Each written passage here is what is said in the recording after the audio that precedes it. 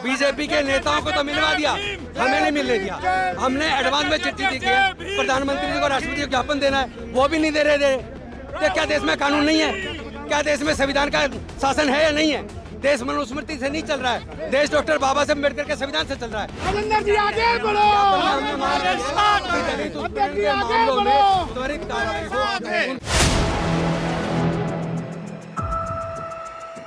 दलित नेता राजेंद्र गौतम पाल जी इस समय आप तस्वीरों में देख सकते हैं जो उत्तर प्रदेश में घटना हुई है दलितों के साथ, उसको लेकर के यहाँ पर संसद का घेराव कर रहे हैं, आप देख सकते हैं तस्वीरों में, और जबरदस्त नारेबाजी यहाँ पर की जा रही है। दलितों पर जिस तरीके से अत्याचार किया जा रहा है उसको लेकर के काफी गुस्से में है।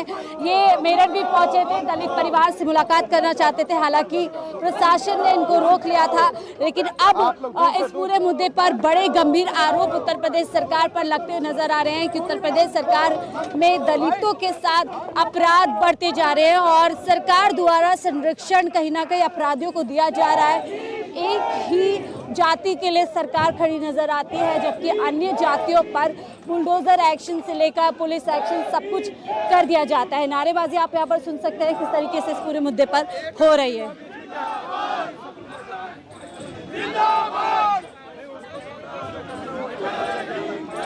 नारेबाजी आप देख सकते हैं, बैरिकेडिंग क्रॉस करने की कोशिश की जा रही है। हालांकि प्रशासन यहाँ पर तैनात है जो लगातार यहाँ पर जो कानून व्यवस्था उसको बनाने की कोशिश कर रहा है। नारेबाजी आप सुन सकते हैं कि किस तरीके से पुलिस के खिलाफ भी यहाँ पर नारेबाजी की जा रही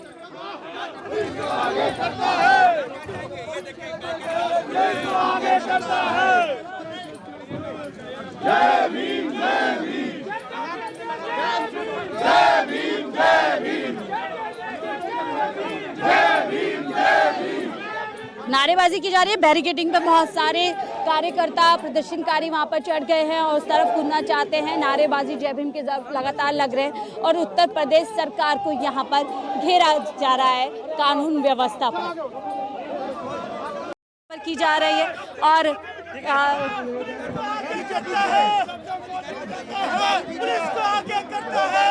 हालांकि पुलिस की तरफ से भी अब यहाँ पर जो है ऐलान किया जा रहा है कि आधिकारिक प्रॉपर्टी आप इसको नुकसान नहीं पहुँचा सकते, कोई आपने यहाँ पर परमिशन नहीं ली है, कानून को अपने हाथ में नहीं लिए। लगातार इस तरीके की चेतावनी यहाँ पर जो है दिल्ली पुलिस द्वारा दी जा रही है। प्रशासन उनको उस तरफ से उतारने की कोशिश कर रहा है। एक यहाँ पर जो हालात है वो काफ़ी कह सकते हैं गहमा गहमी यहाँ पर शुरू हो गई है। एक तरफ प्रशासन है जो रोक रही है, दूसरी तरफ राजेंद्र पाल गौतम जी है जो इस मुद्दे पर सरकार को चेताते हुए आगे बढ़ना चाहते हैं।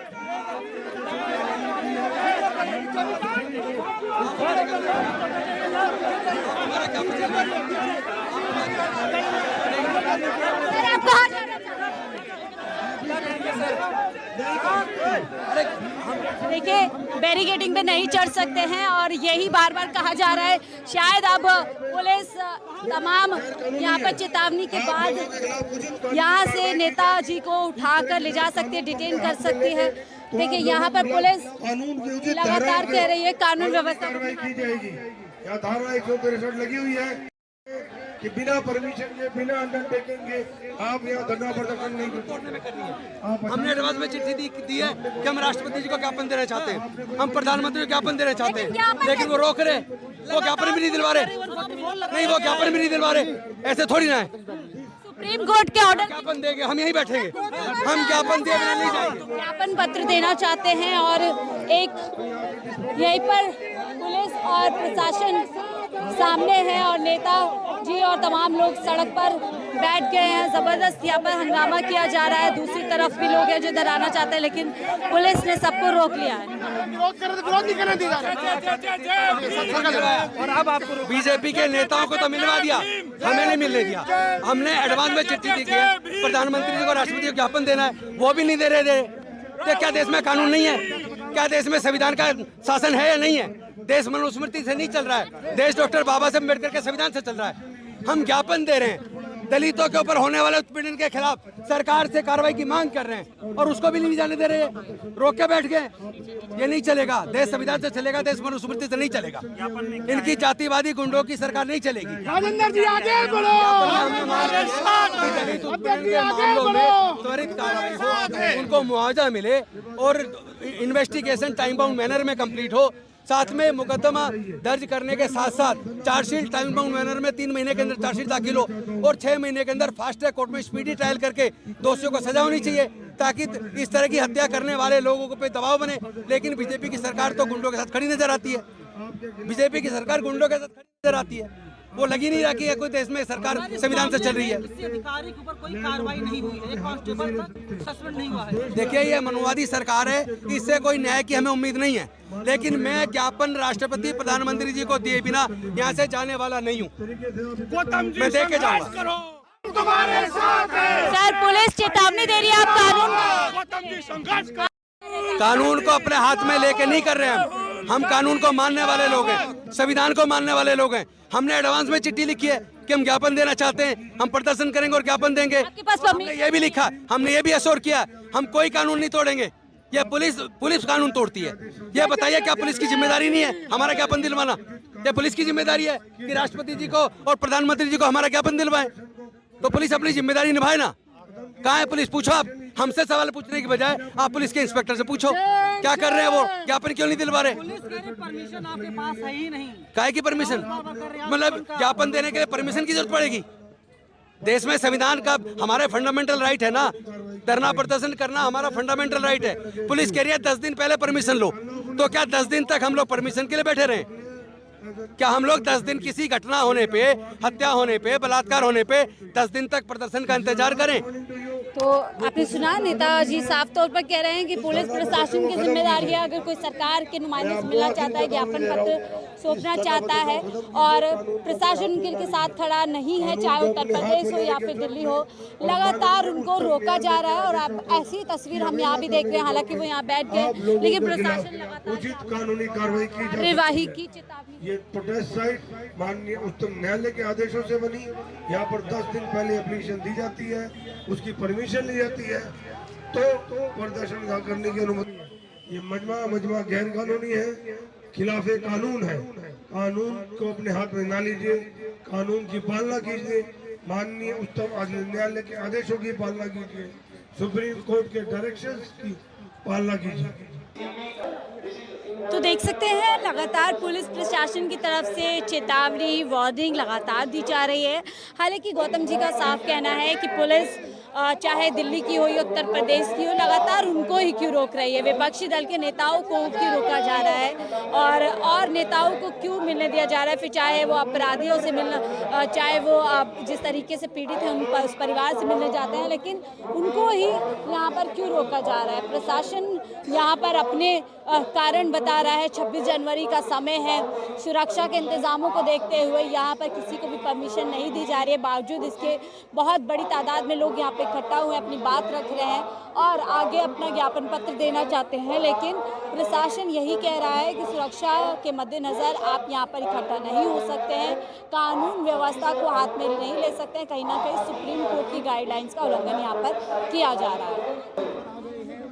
आप देख सकते हैं, प्रशासन की तरफ से एक अफसर आए हैं जो यहाँ पर संवाद करने की कोशिश कर रहे हैं। एक बीच का रास्ता निकाला जा रहा है। क्या कुछ बातचीत है इस पूरे मुद्दे पर होती है, हम आपको सुनवाते हैं। हम 2 लोग आपके साथ भेजते हैं, आप हमारा ज्ञापन दिलवा दीजिए। एक हमारे अध्यक्ष जी, एक दिल्ली के अध्यक्ष, एक हरियाणा के अध्यक्ष, आप 2 को ले जाइए। ये आप जाइए सर, और ये दोनों आप रिसीव करवा के आइए। आप पहले अंदर हाँ, हम लोग जो है वो बाहर हो जाए। सुनिए, हम जो जाएंगे हमारा ज्ञापन दले, हम अंदर जा रहे हैं। हम अंदर मैं जा रहे कह हैं। रहा हूँ ना, कैमरे के सामने कह रहा हूँ मैं। हम भी जा, आप अंदर जाओ। हम भी कैमरे के सामने कह रहे हम जा रहे हैं। जाइए, आप भी जाओ, अध्यक्ष जी आप भी जाओ ना। जाइए। नहीं, ये चलिए, दूसरा काहे को? ये मेरे पास है, आप दोनों देख के आओ। तो देख सकते हैं, ज्ञापन पत्र के लिए यहाँ पर दिल्ली पुलिस और जो नेता है वो आमने सामने हैं और एक नेगोशिएशन चल रहा है कि कुछ लोगों को जाने के आगे परमिशन दी जाए, बाकी लोग अंदर हो जाए। और देखते हैं अब इस पूरे मुद्दे पर क्या 2 लोगों को, 3 लोगों को इजाज़त दी जाएगी आगे जाने की। क्या कहेंगे आप? गौतम जी उधर जाना चाह रहे थे, उनको पुलिस ने रोक दिया, कुछ लोगों को सिलेक्ट करने दिया है। हमारे को हम परसों गए थे मैडम मेरठ, हम मेरठ जाना चाह रहे थे, ऐसे वहाँ पे हमें रोक दिया गया था। क्यों रोक रही है? ये जबकि एक ऐसा होता है भाई, पड़ोस में भी किसी की डेथ हुई, भले हमारा वो रिश्तेदार नहीं है, जानते नहीं है, अगर जो हमारा ये काम है, अगर जो किसी के साथ ऐसा अत्याचार होता है या ऐसी कोई बात थी, क्योंकि उसकी माँ की हत्या हुई, लड़की का अपहरण हुआ सरेआम, तो संवेदना व्यक्त करने के लिए राजनीति करने आप लोग। देखिए मैडम, ये राजनीति मान लो, हम तो राजनीति कर रहे हैं समझ लीजिए, क्योंकि जब गरीब के साथ या कोई भी वर्ग है, अगर जो उसके साथ इसी तरह अत्याचार होगा तो हम इसी तरह की राजनीति करेंगे। अब इसको संवेदना कह लो, राजनीति कह लो, या ये कह लो कि हम अपनी जो है, क्योंकि सरकारें ह्यूमर इसलिए फैला रही, अपने लोग उन्होंने शुरू कर दिए उस लड़की के करेक्टर पे सवाल उठा रहे। किसी की बहन है, किसी की बेटी, आप इस तरह से करेक्टरलेस उसको कह देंगे? करेक्टरलेस होती तो अपनी मर्जी से जाती, और वह है भी, तो आप ऐसा कैसे कह सकते हैं? क्योंकि ये कानूनन अपराध है, आप ऐसा कह ही नहीं सकते कि वो करेक्टरलेस है। आप सरेआम इस तरह से उसको कर रहे, उस परिवार को डरा रहे, धमका रहे, ताकि वो आवाज ना उठा सके। ये गलत बात है। और ये शिवराज सिंह बिष्ट, मैं उसे योगी नहीं कहता, क्योंकि योगी बैठता है मठ में या आश्रम में, वो योगी नहीं है, उसका नाम अजय शिवराज सिंह बिष्ट है। वो राजपूत समाज से, इसलिए राजपूत समाज वह सरेआम गुंडागर्दी कर रहा है, उसके वो राजपूतों का रहनुमा बन रहा है। जबकि जो आदमी सत्ता में बैठता है, चाहे वो हिंदू है, मुस्लिम है, सिख है, ईसाई है, किसी भी धर्म, किसी भी जाति से, किसी भी गरीब से, किसी भी वर्ग का हो, उसके लिए सर्वप्रथम सबके लिए न्याय सबसे प्रथम होना चाहिए। और अगर जो किसी मुस्लिम व्यक्ति ने, लड़के ने ऐसा किया होता ना, अब तक उसके घर को नामोनिट कर दिया गया होता बुलडोजर से। योगी बुलडोजर सिर्फ मुसलमानों के खिलाफ, माइनॉरिटी गरीबों के खिलाफ, जो गरीब होगा, दलित होगा, मुसलमान होगा, उन्हीं के तो घरों पे चलता है बुलडोजर। आप देखिए, हरिओम वाल्मीकि को हत्या हुई, मतलब उस अपराधी के घर चला बुलडोजर? नहीं चला ना। कुलदीप सेंगर ने उसके परिवार को मार दिया। और आप देखें ना, माननीय court, high court, just like supreme court जैसी बात, जिस व्यक्ति को सजा हो गई हो उसे जमानत दे रहे आप। अरे पैरोल तो सुनाता, आप जमानत कैसे दे सकते हैं? हम क्या भरोसा करें इस सरकार पर? क्या न्याय होगा इस मामले में? न्याय मिलेगा? देखिए मैडम, न्याय के लिए हम यहाँ खड़े हैं। हम यही, क्योंकि हमने जब इनकी हरकतें देखी, हमने इस सरकार की नीयत देखी, तो हमें मैदान में उतरना पड़ा न्याय के लिए। न्याय के लिए आप लोग हाँ जी। संरक्षण दिया जा रहा है आरोपियों को? बिल्कुल बिल्कुल। जो अब बुलडोजर क्यों नहीं चल रहा? जब कोई मुस्लिम या माइनॉरिटी या कोई भी जो है जरा सा भी कुछ कांड करता था, उसका दूसरे दिन बुलडोजर होता था, न्याय बाद में होता था। आज जो है हत्या होती है, इससे पहले जो है हरिओम वाल्मीकि की हत्या की, तब बुलडोजर नहीं चला। अब बुलडोजर कहाँ गए?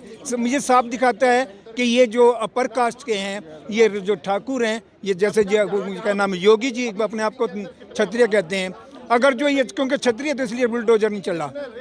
ये कोई इससे बड़ा घिनौना कांड का और क्या हो सकता है? सारे दावे हैं योगी सरकार हैं, सब दावे हैं, अपनों को तो बचा जाते हैं, लेकिन अछूत जो है, हम जो कोई दलित थोड़ी ना, हम वो है, हम अछूत है, अछूतों के लिए कोई वो नहीं है। ठीक है, बड़ी बात कह रहे हैं कि हम दलित नहीं, हालांकि यही सरकार, बीजेपी सरकार, हिंदू सारे एक हो जाओ, इस तरीके की बातें करती है, लेकिन इस सरकार के राज में कहीं ना कहीं दलित समाज अपने आप को कमज़ोर पाता है, असुरक्षित पाता है। फिलहाल इस रिपोर्ट में इतना ही। देखते रहिए 4PM न्यूज़ नेटवर्क।